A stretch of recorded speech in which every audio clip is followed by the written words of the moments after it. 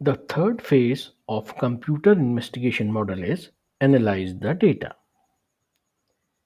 This phase discusses different approaches and well accepted industry best practices for analyzing the evidence that is gathered during the acquire the data phase of an internal investigation.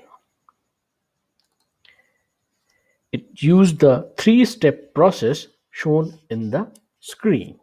The first step is analyze network data. In many investigations, it is not necessary to analyze network data. Instead, the investigation focus on and examine images of data. When network analysis is required, use the following procedures. Examine network service logs for any event of interest. Typically, there will be large amount of data, so you should focus on specific criteria for events of interest such as username, date and time, or the resources being accessed.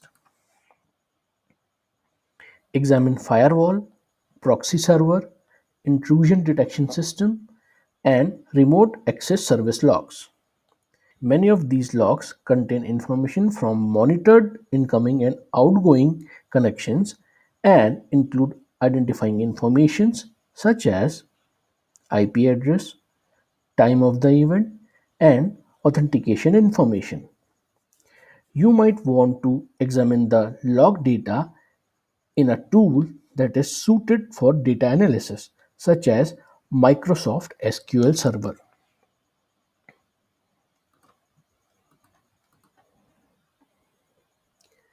View any packet sniffer or network monitoring logs for data that might help you determine the activities that took place over the network. In addition, determine whether connections you examine are encrypted because you will not be able to read the contents of an encrypted session. However, you can still derive the time of connection and whether a suspected party established a session with a specific server.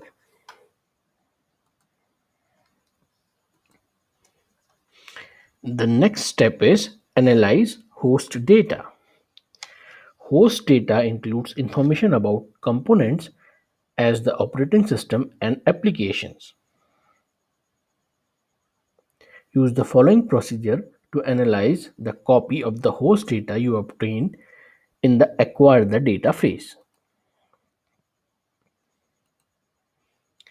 Identify what you are looking for. There will likely be a large amount of host data, and only a portion of that data might be relevant to the incident. Therefore, you should try to create search criteria for events of interest.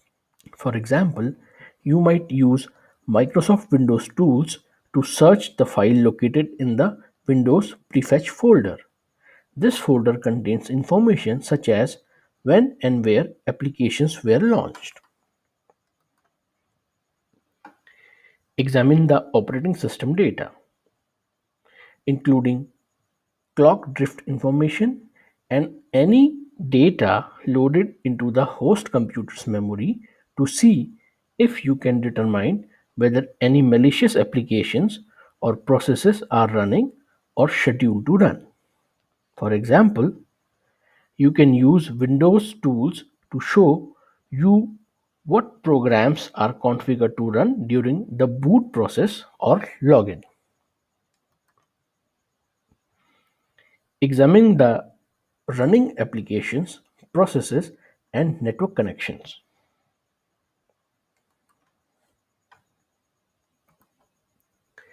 Next step is analyze storage media.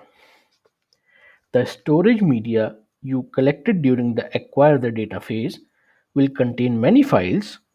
You need to analyze these files to determine their relevance to the incident, which can be a daunting task because storage media such as hard disk and backup tapes often contain hundreds of thousands of files.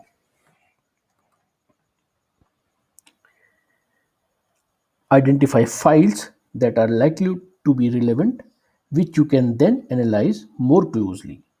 Use the following procedure to extract and analyze data from the storage media you collected. Identify files that are likely to be relevant, which you can then analyze more closely. Use the following procedure to extract and analyze data from the storage media you collected. Whenever possible, perform offline analysis on a bitwise copy of the original evidence. Determine whether data encryption was used, such as the encrypting file system in Microsoft Windows. Several registry keys can be examined to determine whether EFS was ever used on the computer. If you suspect data encryption was used, then you need to determine whether or not you can actually recover and read the encrypted data.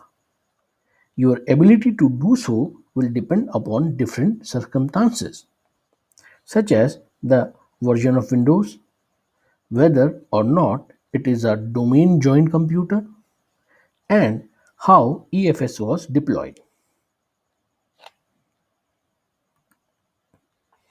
If necessary, uncompress any compressed files and archives.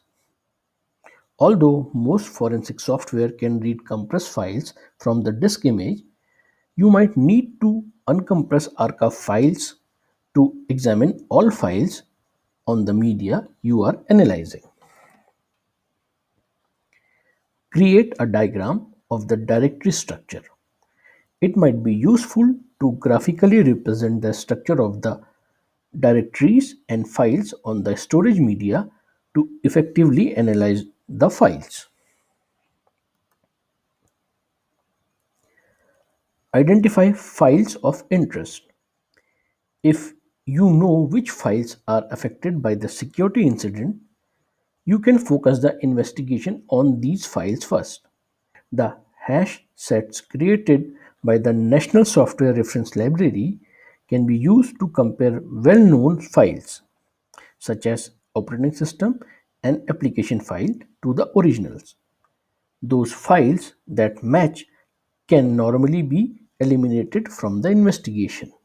You can also use informational sites such as filespecs.com, whoisit format, processl library, processlibrary.com, and Microsoft DLL help to find, you categorize and collect information about existing file formats as well as to identify files.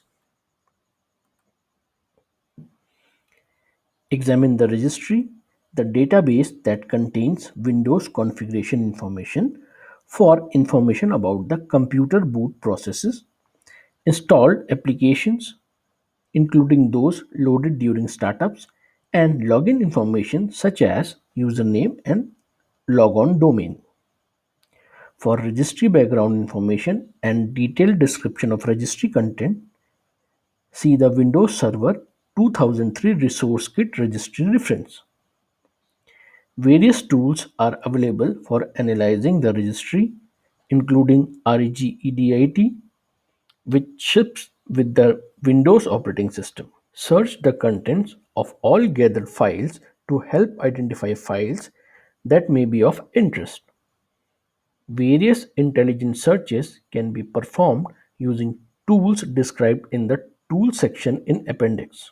Search the content of all gathered files to help identify files that may be of interest.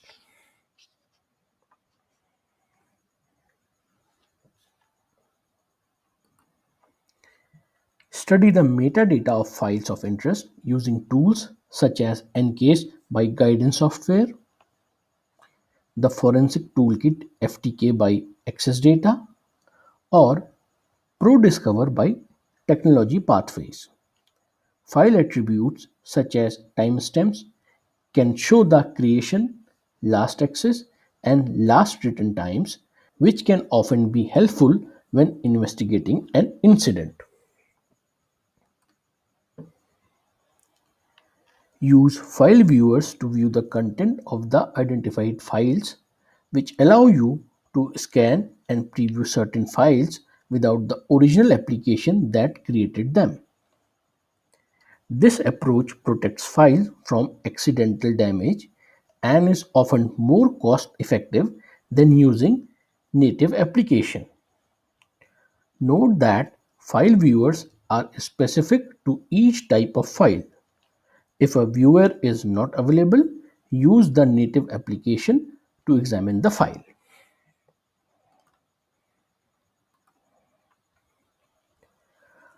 After you analyze all the available information, you may be able to reach a conclusion. However, it is important to be very cautious at this stage and ensure that you do not blame the wrong party for any damages. However, if you are certain of your findings, you will be ready to begin the investigation phase.